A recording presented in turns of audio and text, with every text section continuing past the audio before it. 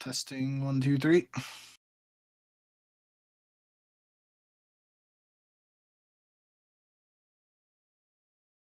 Cool. And YouTube.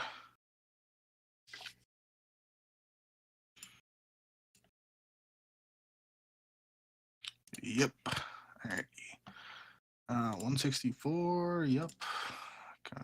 Latest restaurants, Twitch or YouTube. Yes, sir. Hello and welcome to episode 164 of the Ego Chall Podcast. My name is Preston Byers, and as always, I'm joined by my co-host, Justin Binkowski. And on today's episode, we got a little bit of ROSTERMANIA news to talk about. Not as much as we expected, considering we haven't had a show in about a week. But we'll talk about some of the confirmed moves, some of the rumored moves, and then we will obviously be talking about and making our predictions for the first week of the Major 3 qualifiers, which start this weekend. But before we get to any of that, how are you doing, Bink? Doing all right. Like you said, ROSTERMANIA has to end, technically, at least for the pre-Major 3 stuff in, less than 48 hours. So we got some confirmed moves to talk about, some stuff that's been reported but hasn't been officially announced yet, but seems to be the direction that things are going in. And even some teams that were in reports that might not be making changes now. So it's definitely some interesting, an interesting time for ROSTERMANIA. I think we kind of both felt, as of last episode, at least even more teams could have made changes than what it seemed like. But now it seems like technically fewer teams are making changes. So, yeah, I'm ready to go. The biggest news, obviously, is PRED joining the Vegas Falcons. This had been rumored for about a week, a little bit after he got released from OpTic Texas. That's when the rumors started about, well, potentially could this happen? Could Vegas go in a different direction than they have this entire season, where they've stuck with that all Saudi roster and been obviously the worst team in CDL history to this point. They bring in PRED now, who is a former world champion or a defending world champion. I don't think he'll necessarily be able to defend that crown successfully, but I guess we'll see at the end of the season. But they bring in PRED, so they've obviously changed course. We talked a little bit about it kind of in a what-if scenario on the last pod, but now that it's official, what do you think of PRED joining Vegas and Vegas officially moving away from this all-Saudi roster?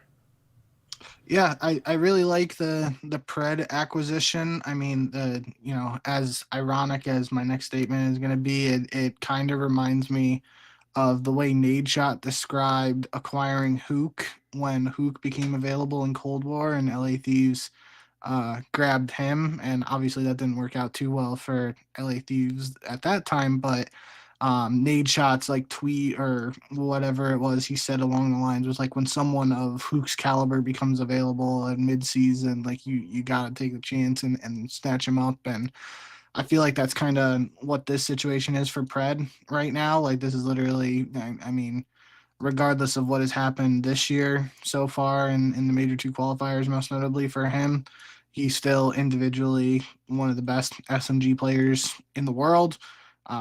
And an all-star 2 years ago, I believe, world champion last year, an MVP when Seattle Surge won their event in Vanguard. So he's just like, one of those guys where if he becomes available and you have the cash to acquire him, I mean, I shouldn't say it that way because we don't technically know how much the deal was or anything like that, but all indications seem to suggest that it was probably a pretty lucrative acquisition.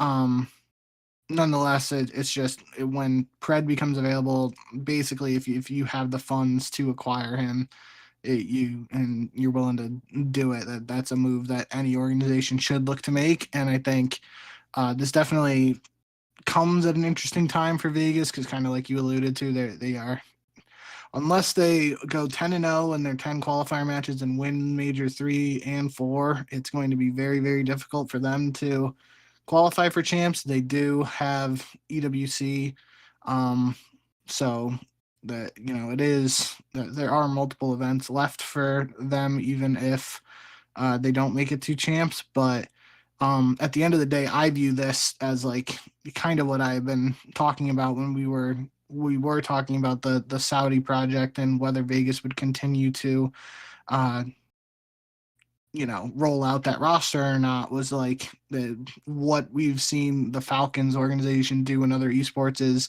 drop the bag on some pretty uh, high profile players or brand names and try to build super teams. And I think that's where they're at right now. They saw the all Saudi project was not working out, and I guess blew it up. And I do think we kind of at least I kind of said like them getting rid of Luti whenever they made that move now a couple of weeks ago. That seemed like that was like the first indication that they were going to move in this direction, where they were potentially going to transition to an NA or non-Saudi team. But yeah, so I think that grand scheme here, like it is PRED is a strong acquisition for Vegas. I would be surprised. Well, again, don't know the details or anything like that of the deal, but um, I feel like you have your cornerstone piece now to build around for the foreseeable future. And based on reports and rumors and everything like that, it does seem to be the case that Vegas will have XNID in the roster, so it's not going to be a full NA or just a full non-Saudi roster. Will be interesting to see whenever Kicks becomes available to compete again, if they decide to add him back to the roster. So then maybe it's like the roster going into next year, or just like the roster to build around for this team might be PRED, Kicks, XNID, and one. We'll have to see what that is, but the rumors suggest that Arcides and Priesta will be joining this team. I kind of view that at this point as basically like giving them a chance on another team here, but I don't view that as like the long-term roster for this team. I do think long-term for Vegas, it's probably they try to build around PRED and XNID, potentially PRED, XNID, and Kicks, and go from there. But yeah, it's definitely, like I said, I think a lot of people saw this coming. I think I was on the fence about it earlier in the season. I thought it seemed like, especially after the first couple of roster changes during Major 1 qualifiers and Major 1, where they were like shuffling the roster around for the first time, it felt like they were committing to the Saudi lineup, and they were going to stick it out for this entire year, whether it completely failed or not. And I do think it is somewhat interesting that they are making this pivot now at the halfway point as opposed to at the end of the season. But maybe the thinking is, with EWC being in Saudi Arabia and being a like quote unquote home event for the organization, like they might view that as like they want to build a team that is competitive for that event and competing at a very high level for that event potentially. So I definitely think PRED gives them a good chance to do that. But it's going to be interesting. I do think overall too, like, well, I'll let you talk about any thoughts you have on the roster. Then I have I guess a question I'll throw at you. Yeah, so I think this is a good move, obviously, just to reinvigorate whatever interest there is in the Vegas Falcons being in the CDL, because if they continue to do what they were doing, then it just becomes a situation like the Paris Legion. Even though it's not like they're cheap or anything and they're not willing to spend money, but if you keep the All-Saudi roster, then what is the reason for fans to even cheer for you? Even like Middle Eastern fans, like are they really going to cheer for you if you lose literally every single match and you're not competitive in a lot of these matches? I feel like that would just kind of decrease some of the interest or potential interest that fans would have in that kind of team. But yeah, this is a great move for Falcons. Financially, I hope it's a great move for PRED, simply because he is at least from the outside looking in, prioritizing the compensation over the competitive factor, because there are other teams that we expected to make roster changes in this ROSTERMANIA period between Major 2 and the Major 3 qualifiers. And Vegas is obviously at the very bottom of the standings. They're even with PRED, they're still unlikely to make champs because they have such a gap between themselves and 8th place. So he's going for the money, and I'm not saying that's right or wrong. That's what I view this as I'm trying to secure the bag, so to speak, and maybe I'm not competitive or as competitive as I could be had I joined Carolina, Minnesota, C9, etc., one of those teams, really any other team, honestly, because even joining a team like LAG, I see them as being more likely to make champs, even if it is very unlikely. So it's a weird move for him. We don't always see this, where high level players go to like the bottom row of the CDL, so to speak, because I can't really remember there being a ton of instances of like these. Like PRED is obviously at his best. Like he could be the best player in the world when he's at his best, which is not something that can be said for many players in the CDL. However, he's now on the worst team, and it'd be like Shotzi joining LAG or something like that, and it just wouldn't seem logical from that point of view. So I'm interested to see how it all works out for Vegas and PRED, and it's probably more of a long-term project, like you're saying. Maybe there is some kind of bigger plan for maybe next season when they can get into into the free agent market after the season and try to spend big money, kind of like how LAT did, when they had that very low cost kind of conservative roster last season.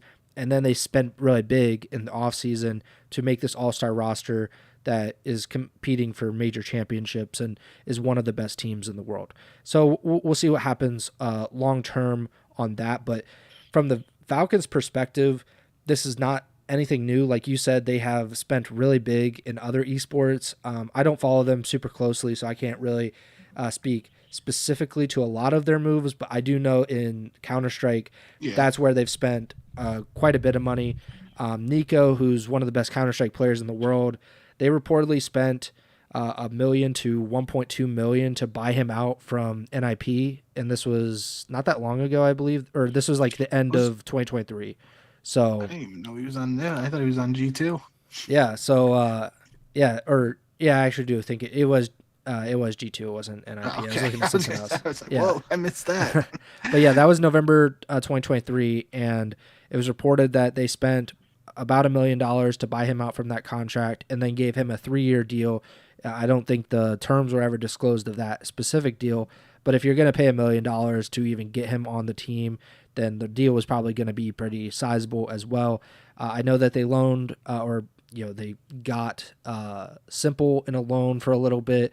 They have like Magisk and a lot of these really high profile, reportedly very expensive players on their roster or had them on their roster at some point.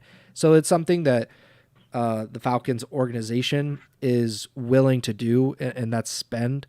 We'll see what happens with Call of Duty if they're able to do that, because it would be interesting if they could be a big spender in free agency this coming off season, and then you have PRED, and then you're immediately maybe even competing for free agents like Simp and Abizi. Like you have to at least you have to make them make that decision, right? Of like, we might not be the most popular organization, we might not have like this championship pedigree like FaZe or OpTic, but we have the ability to pay you more than maybe any other organization is willing to pay you. And that would be intriguing just from that point of view. I mean, it's kind of like what's happened in soccer over the past few years, where very high profile good players have gone from competing in like the Premier League or the Bundesliga or La Liga, and they leave those really competitive clubs for big contracts in Saudi Arabia, where it doesn't mean as much in terms of like they're not going to compete for championships in Europe, and they're not going to be on like the biggest stage anymore, but they get the money. And Messi also did that with coming to America and playing in MLS. So I'm interested to see if something like that happens. Obviously, we're getting ahead of ourselves, and that's months down the line. And I would still like just to see how PRED fits into this roster, whatever roster I guess it is, because like you said, we don't really know exactly who's going to be on this team with him. And that might even change throughout Major 3 qualifiers or after Major 3. So we'll see what happens. What was your next point that you wanted to bring up?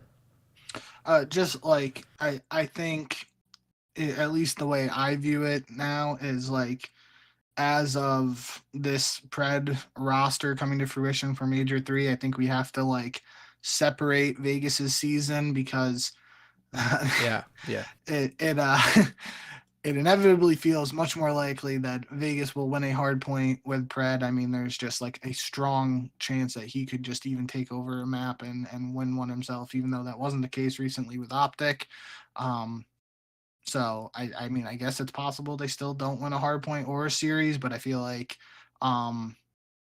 I feel like that has to be part of the motivation for Vegas Falcons as an organization. It's like, all right, we got to win a map and we got to win a series. So I don't want it to, it would be if I was a bookmaker or anything and people were putting on bets earlier on saying Vegas wasn't going to win a hard point. I feel like I guess technically Vegas will win a hard point if they do win one coming up now, but like that's not what you were betting on at the time, if that makes sense. So a little bit of asterisk territory, at least in my eyes. Yeah, I was honestly thinking about the same thing. Like, I mean, we said it at the beginning of the year that they were certainly going to win a match. It was they were not going to go 0-40 or whatever it was. And, we talked about it more recently that, I still think that it's possible or that it was possible. And, it's just kind of ridiculous if it didn't happen. But I think we were both like, okay, like, it actually might not happen this year. I feel pretty confident now that they're going to be able to win at least one match. I don't know how much more. We haven't really seen a lot of this where one player joins a team that's so bad and like how much they can carry them. That's just not something that typically happens. There's a lot of super teams in Call of Duty esports. So, we'll see what he's able to do. I'm also just interested to see his stats. Like if he's able to drop these big kill games because he's just so much better than his teammates, or if it will just be the opposite effect where he is so frustrated that he actually plays worse than when he was on OpTic. So a lot of ifs, a lot of hypotheticals around this situation. We're going to see him immediately, which is probably the best part about this schedule, is that they play the very first match of the Major 3 qualifiers. I don't think it'll go super well for them necessarily, but at least we get to see it right out of the gate. We don't have to wait even a few days into the qualifiers to see how PRED and this new look Vegas Falcons are on the map. The other confirmed news with ROSTERMANIA is that LAG are making 2 more changes. Obviously, we have been talking about this team for several weeks now. Like I said at the beginning of the show or near the beginning of the show, they are the second worst team in the league, just ahead of the Vegas Falcons.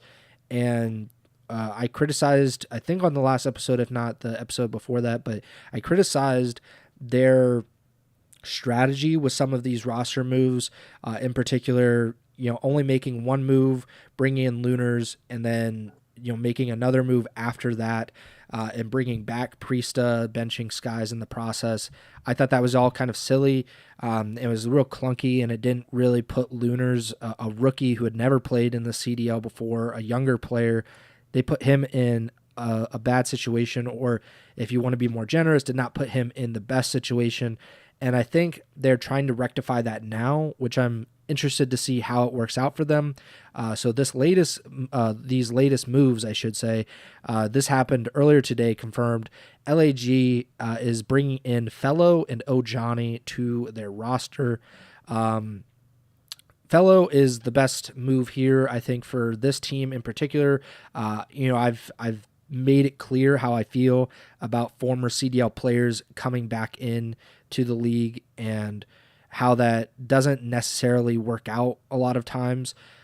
However, Fellow played with Lunars. They had a lot of success in the early part of this Challenger season, and I think we both agree that he should have been coming with Lunars when they made that change, when they brought Lunars in initially. That would have made a lot of sense just to help him acclimate into this roster. This roster kind of needed more than one change anyway, just in general, and we saw it didn't really work out straight away with Lunars. I wonder if he is happy about this, to have his former Challengers teammate come into the roster. Ojani, we talked about, I think, even last week, so we don't really need to go too much into that. But, these are two former CDL players. They're getting another opportunity in the league. We're going to see how it works out. LAG needs to pick it up very quickly if they have any shot at making champs. So what do you think now that it is official, Fellow and Ojani coming into LAG? Yeah, I think that's just when this whole Lunars situation came about. I don't think I necessarily thought that like Fellow was gonna be the other move along with Nooners or Nooners, Lunars. Um, I forgot what I was saying. There was just the carousel there of like Lunars coming in for Priesta, and then Priesta coming in for Skies, and then Priesta coming back in and all that. That's what I felt like that was a little disadvantageous for Lunars in his first stint in the CDL. I think last episode when we were talking about it, just like we've really this year so far with the challengers players moves that have been made midseason between Vancouver and LAG in particular, we've seen like both ends of the spectrum of obviously Neptune's instantly changing around Vancouver season on one end and on the other extreme opposite is Lunars coming in and not having like a super big impact right away. But, not saying that's necessarily on him or anything. It's just that's the way things have worked out so far. And I mean, I definitely think to your credit, you were the one who definitely advocated more for Fellow to join LAG. I was thinking Fellow to Minnesota myself personally, but you were the one sticking for that. If it worked in Challengers, let's see if it works in the CDL mentality, and we're gonna get to see how that plays out now. So I definitely think it's an interesting move in that sense. I'm obviously happy for Fellow, one of longtime figures in the COD community at this point now, and his background in S&D, and obviously his background with Fizzerp, who's one of my favorite players of all time. I think very highly of Fellow, and I think him coming into this squad gives LAG or Gentlemates like that, that quote unquote IGL that isn't really a thing in COD, but it's just like, with Skies and Priesta running the ARs for the team previously, it felt like they could in a sense do some of that like leadership role, but that's just it feels like that's more suited to what Fellow has done recently in his career at least. I still think the Johnny for Lynn's move is just interesting with the whole like French background for Lynn's and Gentlemates, but definitely shows a sense of urgency from the organization at this point. So I think that's interesting. I think it's going to be interesting to see how the dynamic works between Kismet and Johnny, just in the sense of is it a quote unquote role reversal for Kismet where he has to go 99 Kiz every time and then Johnny's the one doing the dirty work, or is Johnny going to slide in and try to be 99 Johnny while the Bulldog does his thing and has his pop-offs here and there? So it's really, when it's only a 4-man team, this statement I'm about to say sounds kind of stupid, but just the way these moves have played out, I am interested to see how this SMG duo works and how the AR duo works with Lunars and Fellow, because like you said, we've seen it succeed in Challengers earlier this year. Now we're taking it to the next level and going to see how it works there. I think just in general, this is a good move because they've overhauled this roster, bit by bit, but this 3/4 of this roster is completely different now. They kept Kiz, which was the right idea. He is the best player on that team. He was the best player at the beginning of the season. So like let's see how he does with a different look around him.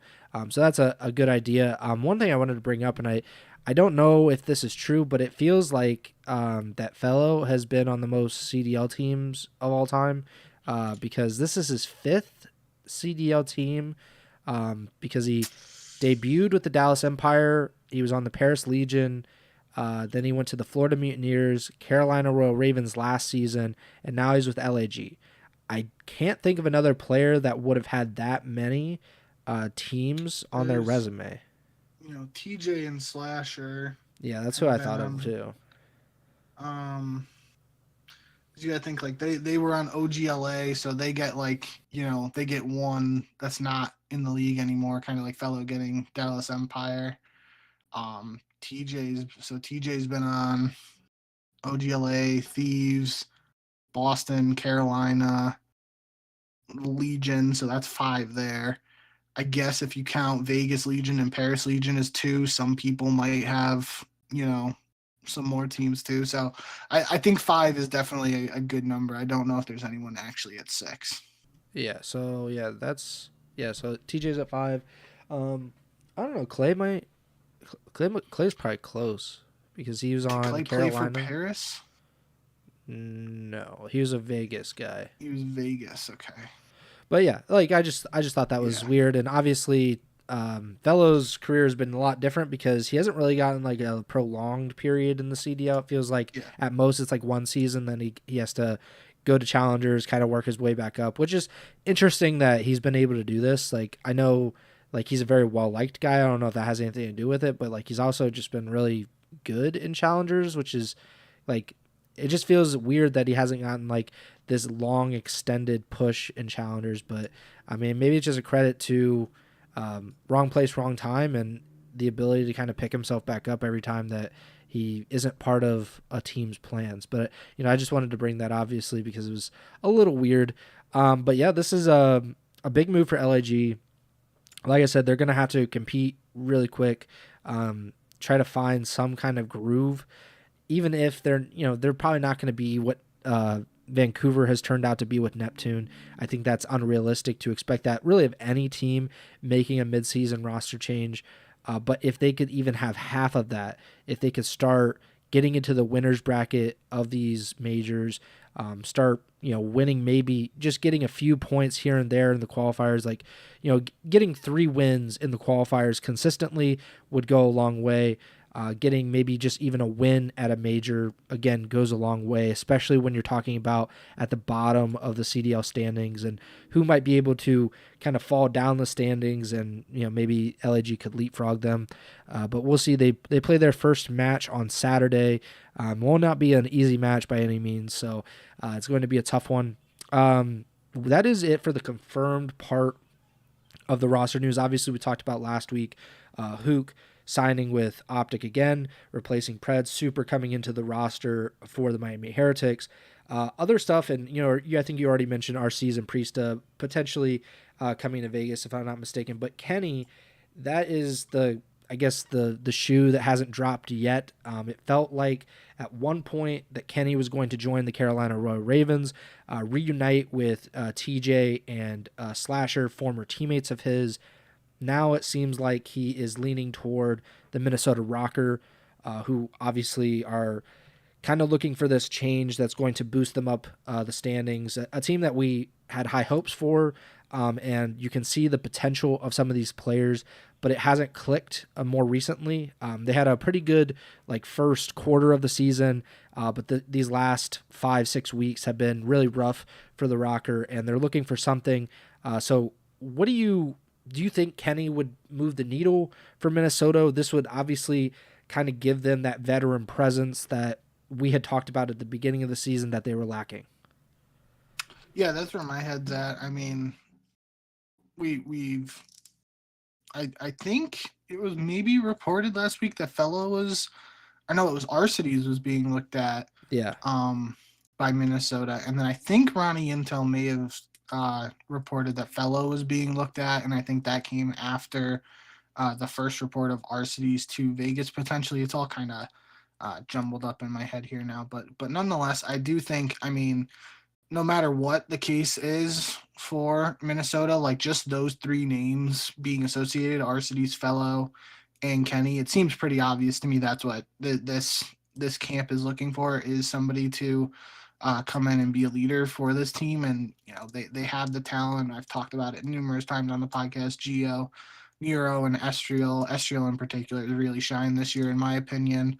But all three of those guys, they can slay with the best of them really at any given time. It's just like it feels like it's inconsistent in terms of one of them will pop off at one time and one of them will be lacking a little bit, and vice versa. Um, so Kenny coming in, I think, is a really strong move for Minnesota again, as a move on paper, but we can't sit here and act like Kenny joining Minnesota is, that is, again, it is, it's Kenny joining this team after a very rough stint recently. So you can view it as Kenny, the historic two-time world champion, multi-time champion across multiple COD titles, is joining a new team, or you can view it as Kenny, the guy who didn't win a map in the Major 2 qualifiers and was dropping .7 KDs, is joining the Minnesota Rocker. And I think that's going to be the biggest question mark, is what version of Kenny is Minnesota getting here. I feel like, knowing the type of person Kenny is, he's going to be super motivated to try and prove any of his doubters wrong, like he has in the past and multiple times. And he's going to want to do everything in his power to show out as soon as he joins this new team. But it's just, I don't know what the confidence level is in himself at this point, because I feel like that's going to be the biggest thing. We know how, talented he is, but has his confidence taken a hit at all based on the recent results and his latest stint with OpTic? That's going to be the biggest thing for me. So, in theory and on paper, love the move. I think it makes a ton of sense, and that this really could be something that pushes this Minnesota squad to the next level, which is, we've seen them have flashes all season long at different points. It just hasn't been super consistent, and maybe this is what they need. But if, Kenny is playing like he was recently with OpTic on this new team, it's not going to be very different than what Paul X was doing. And I think that's the nicest way of phrasing it. It's just both Paul X and Kenny recently were struggling statistically, and you can bring as much intangibles and leadership to a team as possible. But at the end of the day, if your team's getting super, super outslayed because one guy is not, doing his work in that category, then it's going to be tough to win maps. It's not impossible, but it's going to be a lot tougher. So is interesting too, just thinking about it big picture. Like it seemed like with everything we've heard with Kenny in terms of the roster move with OpTic, it sounded like he was going to take a break. So it would be a very short break if if that is the case, and him stepping down, all that stuff.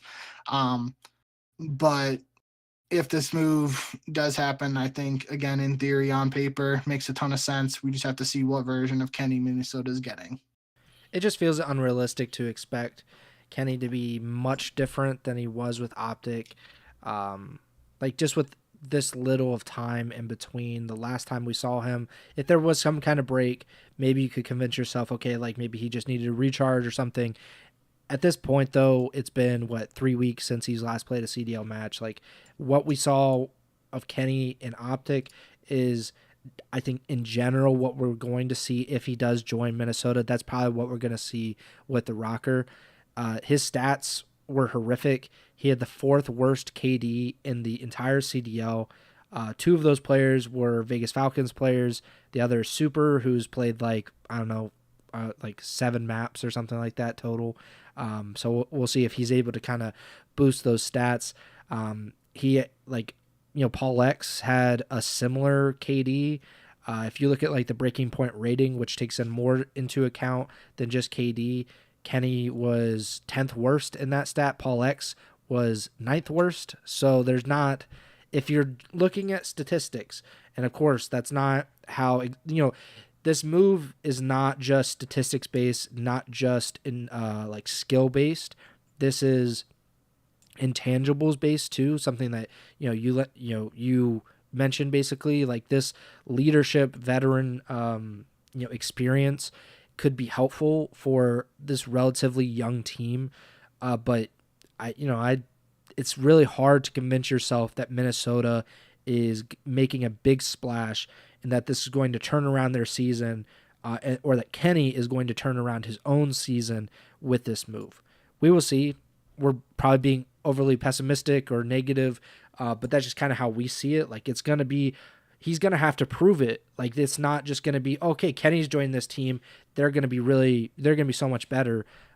It's really going to be, I think, a challenge for both of these sides to figure out if they're going to be able to make a run towards champs together. One thing I forgot to mention, but I don't remember if you mentioned it, with LAG making that move by picking up Ojani and Fellow, they released Priesta, so he had previously been benched along with Linz. I believe Linz is still on the roster as a substitute. Priesta, who was benched, I believe, on March 29th, they released him a day before they officially announced Ojani and Fellow. So I just thought I should mention that, and that Priesta, appears to be an unrestricted free agent, if that wasn't already clear. So, the timeline of events based on reports and rumors at this point was that Vegas was initially looking at PRED, RCDs, and ProLoot to play with XNID. And then I think the rumor was that upper management for Falcons decided against ProLoot, and that's when Priesta entered the equation for Vegas Falcons. So again, that's unconfirmed. I did think it was a little interesting that we got the PRED announcement from Vegas Falcons, but we still technically don't know who the other two players are, even though indications seem to suggest it's RCDs and Priesta at this time. But either way, I think it was maybe Boston or Brian Stats tweeting something along the lines of like, since Priesta won his world championship with the subliners, he's had like top 12 placings at every LAN or something like that along those lines. It basically, regardless of what the exact stat is, Priesta has not had strong performances over the past 2 seasons since winning that world championship. And it felt like, to me, like this Gentlemate squad could have been one of his last opportunities. But now, if he does join Vegas, I feel like this is really like, he's really pushing the limit in terms of how many opportunities he's going to get. Obviously, he's super talented, world champion, one of those guys who can do basically any role that you need him to do if you're thrown into a pinch, and is very flexible in that regard. But definitely has struggled in the past couple of seasons. So we'll have to see how things work out there for him. Yeah, it's really not a situation where, like, he's not a bad guy. It's not like, it's just, this is how it goes for almost every player. There have been very few that have kind of got out when they were at or near their top, or weren't considered on like the decline. Scump is probably the best example of like, he was very, very good when he retired. Like, he wasn't at his peak, because his peak was even higher, but like, he was one of the better players in the CDL when he retired. There's not a ton. I mean, Crimsix, I guess, was still good. He was definitely declining, but he was able to contribute to a winning team by the time that he retired. I can't really think of a ton else. Like, I guess if you want to consider like TP and Merc, like players that really just kind of retired rather suddenly, like they just got out and were like, yeah, I'm done. But there's not many instances of that. And so Priesta, he's had this long, very successful career. He should feel very good about what he's accomplished. But this is kind of how it goes, and this is usually how it ends for a lot of these players, where it just is like, it's your time. Like, you're not the same player, or you're not able to contribute in the same way that you once did. And if he does get this chance with Vegas, it does feel like this will be the last chance.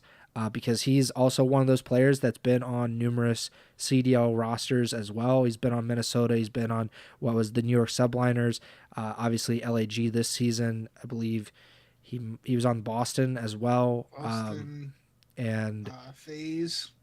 oh yeah, he was on Phase to start. So yeah, he's been on quite a few of these teams, and we've talked about it before, but sometimes like you run out of teams. If we don't get expansion, there's really nobody else. Like a lot of these organizations don't like to recycle the same players. They like to recycle players that other teams have already recycled, but they have not recycled themselves, if that makes sense. So yeah, he's kind of running out of teams. If he does get this opportunity, I hope the best for him. Same with Arcides. Obviously, he's had a break from CDL. He's been in Challengers. I believe he just won the Challengers Open, the most recent one, or I guess the only one so far this season. So that's great. That would give him another opportunity. But yeah, that'd be a weird team for Vegas, just in general. That you'd have Pred and Priesta, Arcides, and you said Exnid would probably be the fourth.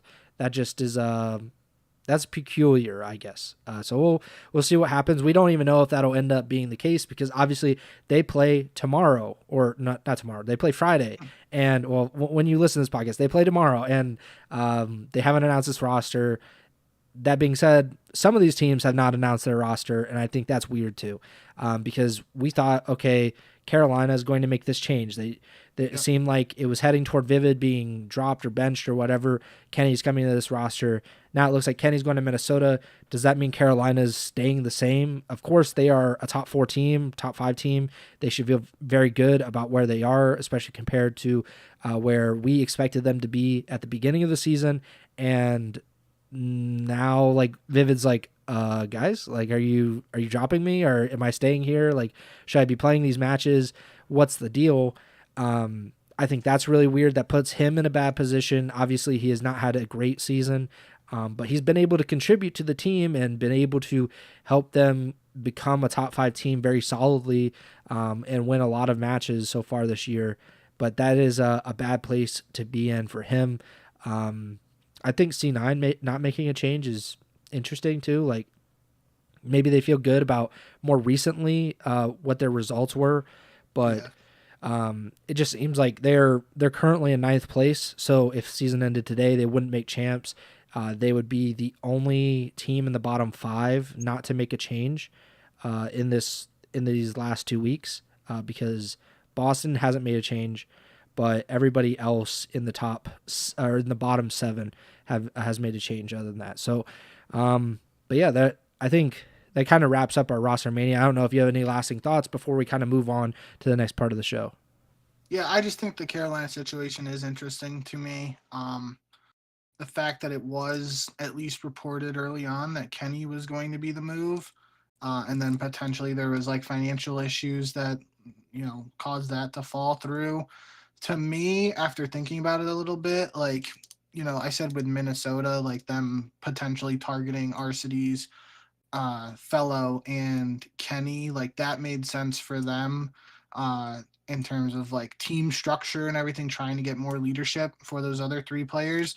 But like thinking about it now a little bit, like Kenny, if Kenny isn't going to be that like superstar slayer, like you have Slasher on Carolina already for the leadership. So I feel like that would have, they're already a good search and destroy team, but that could have helped in the search and destroy make them even better in that mode. But what I would like to see potentially for Carolina is if they do decide to make a move, maybe try to add more slaying from a second AR, somebody like Brack. Brack was a part of the team with Arcides and Ojani that just recently won the Challengers event. I've thought highly of Brack before, even when he was on the Florida Mutineers at that time. He played pretty well, had some really good statistical numbers, and it just didn't really translate to wins with that team. So I think that could help potentially if Carolina was to make a move, but it seems like, based on everything we've heard up to this point now, that they are going to run the same roster back. And this isn't the first time. This is like the 3rd or 4th time at this point we've talked about Carolina and at least in my opinion, thinking that they might consider making a move or feeling like they should. and then they rattle off a couple wins, and it's like, okay, they're gonna ride it out. So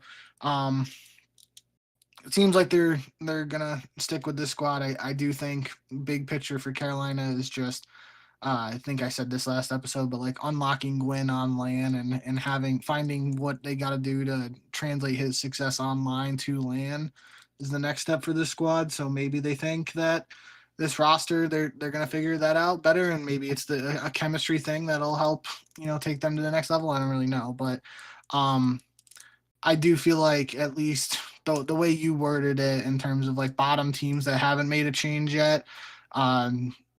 C9 and Boston could be some teams that if the opening qualifiers don't go well for them, they could potentially look to make a move. It seems like Boston might just ride it out with this roster because we've had those reports and everything from earlier in the offseason of potentially Boston exiting the CDL and then putting together quote unquote like a budget roster, it felt like. So maybe they aren't willing to make moves and spend that extra cash, but a team like Cloud9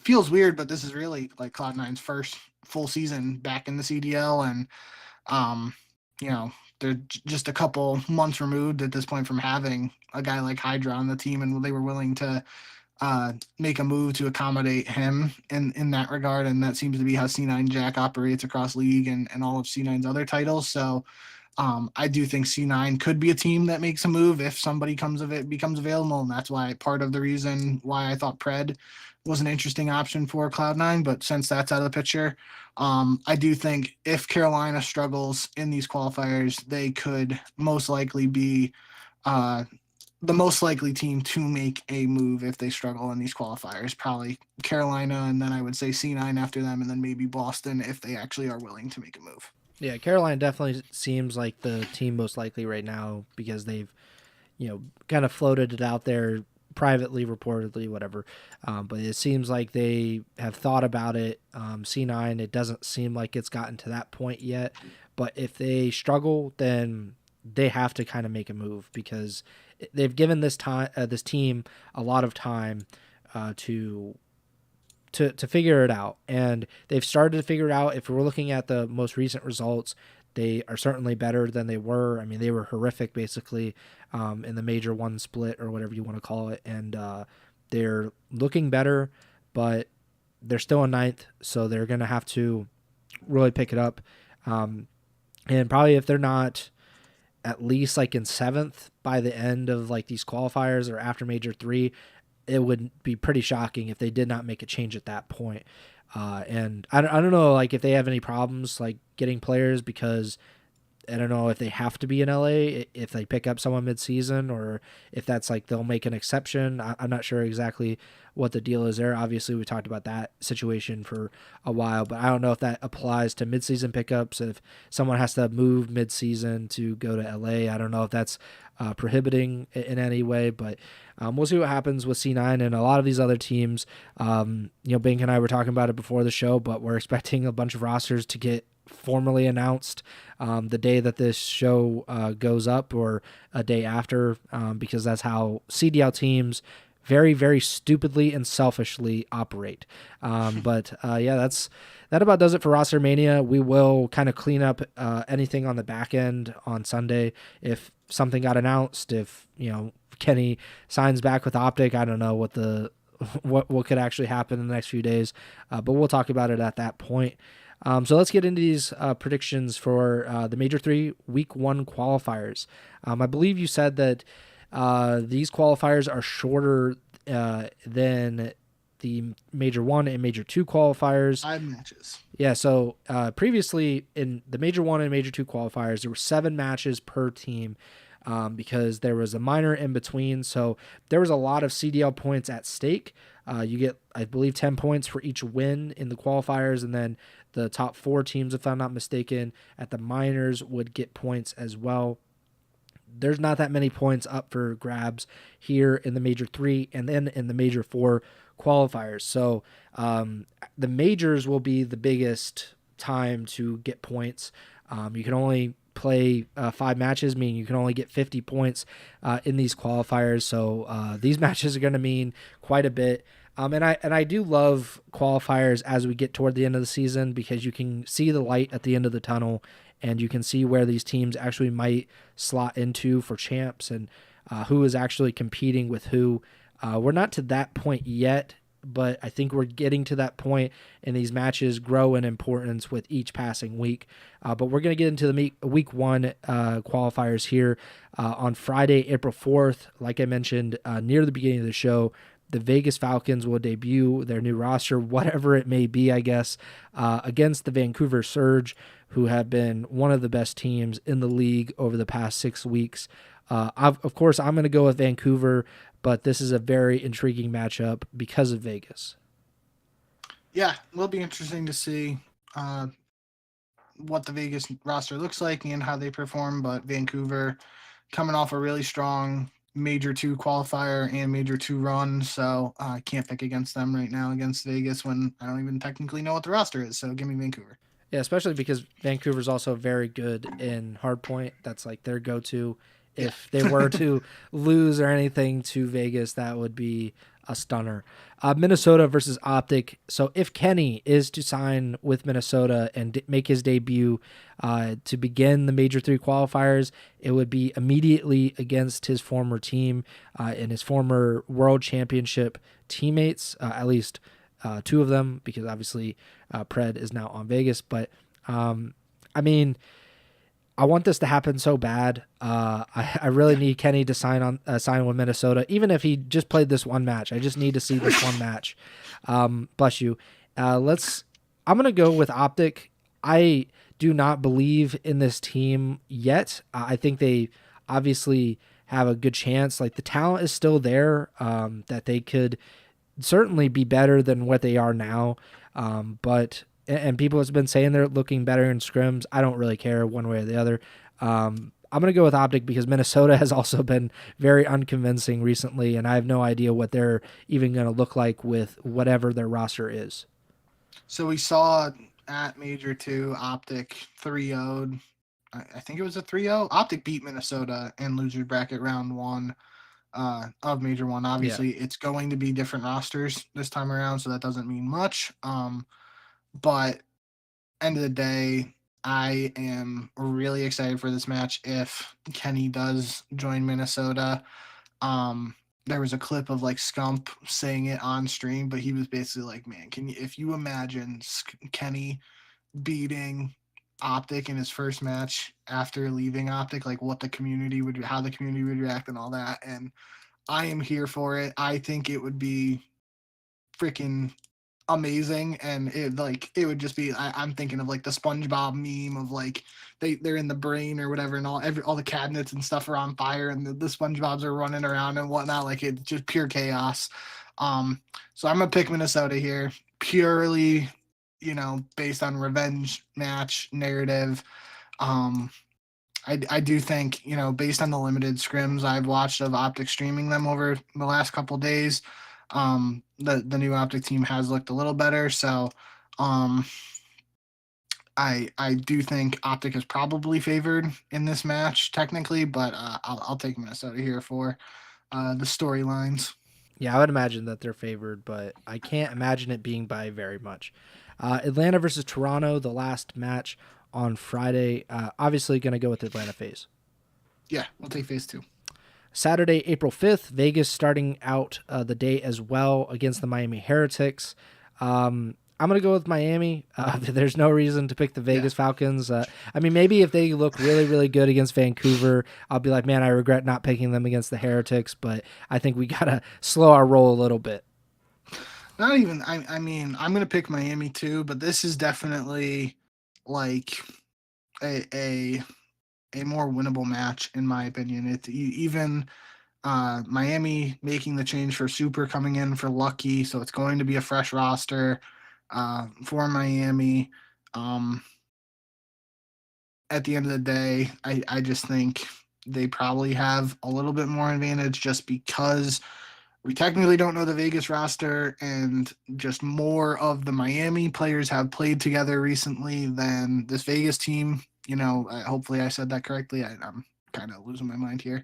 But I think I got to go with Miami in this, but this definitely feels like an opportunity, especially, I think of Miami probably as more of a better search team than a respawn team. I think they went on a streak earlier in the season where they were losing game fives or not doing well in search. So maybe the numbers don't support that. But I just remember Super played well in search when he was filling in for medals in that one match. So, if Real and Rancor aren't popping off in the respawns, maybe that's an avenue for Vegas to steal a map here with Pred cooking, but we'll have to see. It's very speculative at this point. Just again, we technically don't know for sure what Vegas roster is going to look like, so I can't really pick them. Even though I do think if this is the Pred Arcides Priesta Exnid roster, definitely feels like this is a could be a more competitive series if that is the case. But I'll still go with Miami.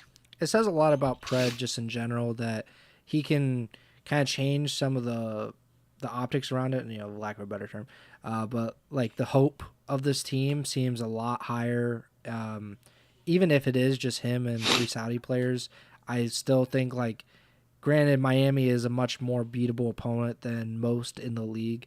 Still, like if this was the roster that we just saw from Vegas at Major 2, like it's not a question in my mind that the Heretics would win.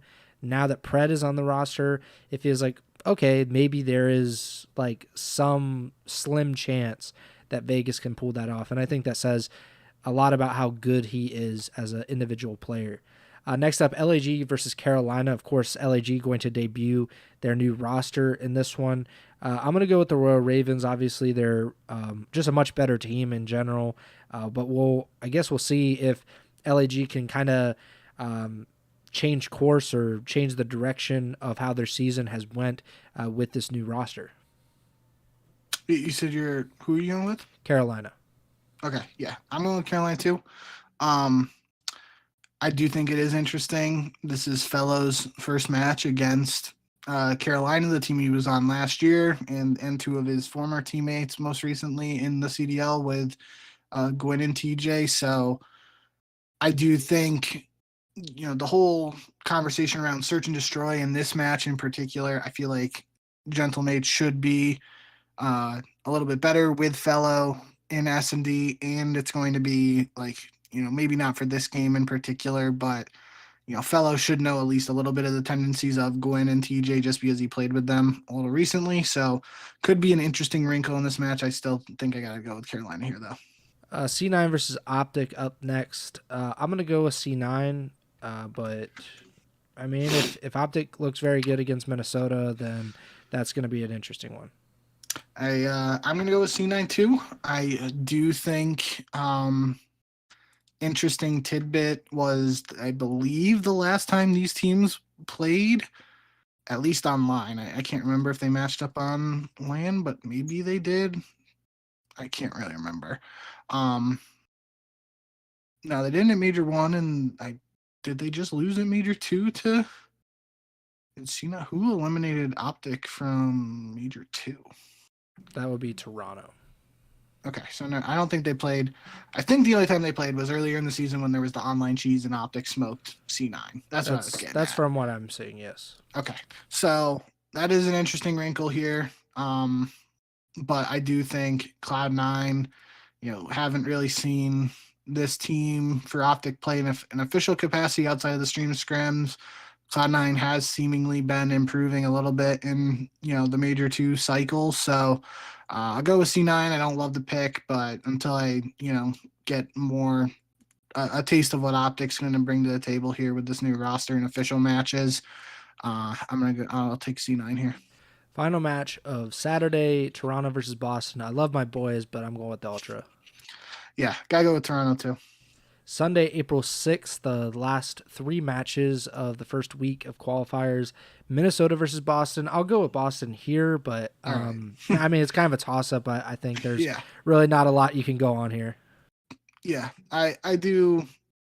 This could be a close match, and kind of like you said just a couple minutes ago, since there's only 5 qualifiers, and as opposed to 7 this time around, this could be like one of those matches that's the difference between a team going 2-3 or 3-2, and could be the difference between starting Major 3 and winner's bracket or not. So interesting in that regard. I'll take Minnesota here, which means I'm picking Minnesota to go 2-0 when we technically don't even know their roster, and that means they will most likely go 0-2. Yes, that is true. Atlanta versus Carolina, phase, obviously. Yeah, got to go with Atlanta. Could be a little bit of an interesting one online, just if Atlanta's or Carolina's able to do something in the searches, but Atlanta's just too good, so can't pick against them. And the last match of the weekend is undoubtedly the best if you're just looking at like two top teams against each other. That is LAT versus the Vancouver Surge, a rematch of the Minor 2 finals. Just two of the best that we've seen, at least recently, even though LAT is coming off of a very disappointing Major 2 performance. I'm going to go with LAT still. I don't think that Vancouver has beaten them. They had that qualifier match after the Minor, and LAT just swept them. So I'm going to go with the Thieves here.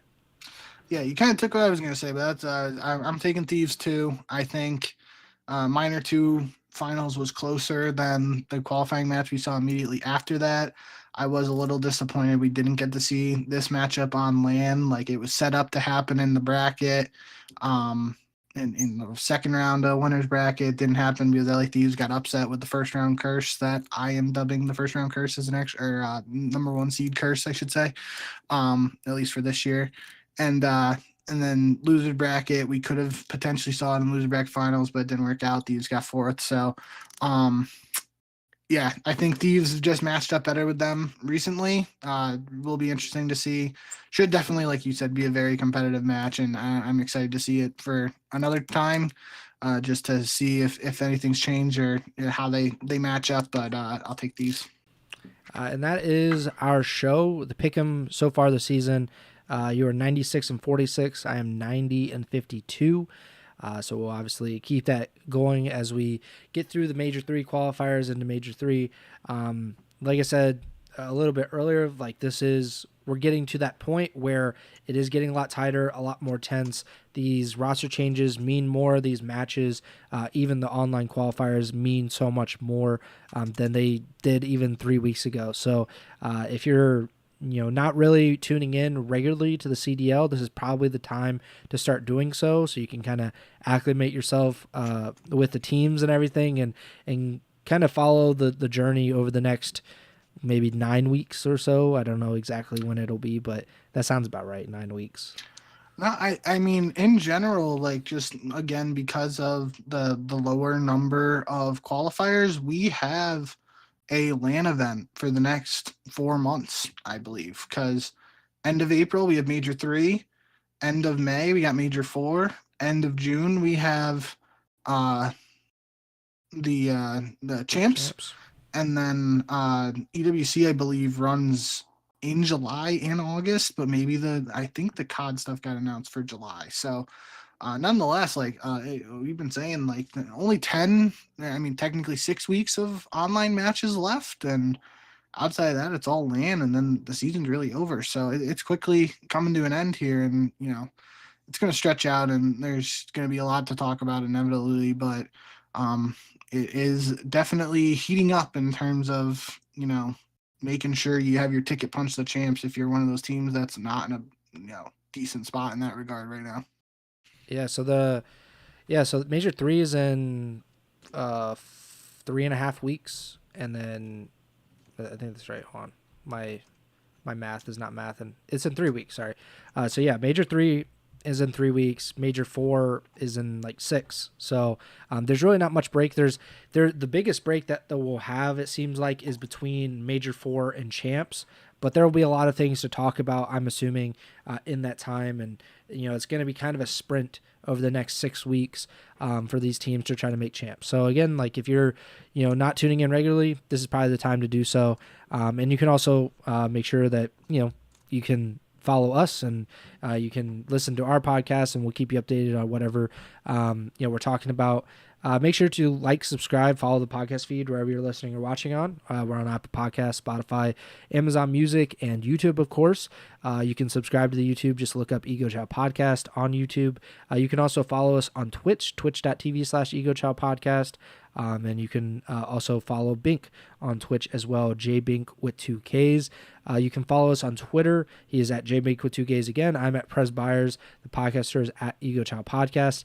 And we'll be back on Sunday, April 6th to talk about all of the Major 3 Week 1 qualifier matches and whatever roster moves, like I said, that will inevitably get announced after we post this podcast online, as is tradition. But that does it for this week's show. That does it for me. Bink, take it away. Yep. Thank you guys as always for tuning in. Appreciate all the support. Should be some interesting matches this week, and looking forward to seeing what all the confirmed roster moves are and seeing them in action and being able to talk to you guys about it in just a couple days now. So we'll catch you guys back here on Sunday. Looking forward to it, and hope you guys enjoy the matches up to that point, and we'll see you back here when we go live again. So remember, send a chat.